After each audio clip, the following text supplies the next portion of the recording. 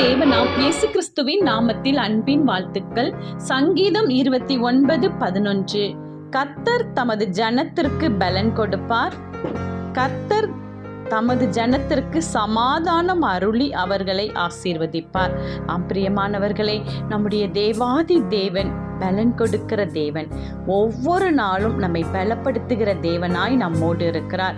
எந்த சூழ்நிலையிலும் நாம் துவண்டு போக வேண்டாம். பலப்படுத்துகிற கிறிஸ்து நம்மோடு இருக்கிறார்.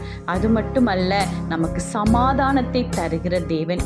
இந்த நாளில் ஏதோ ஒரு காரியத்தில் சமாதானம் இழந்து நீங்கள் வேதனையோடு காணப்படலாம்.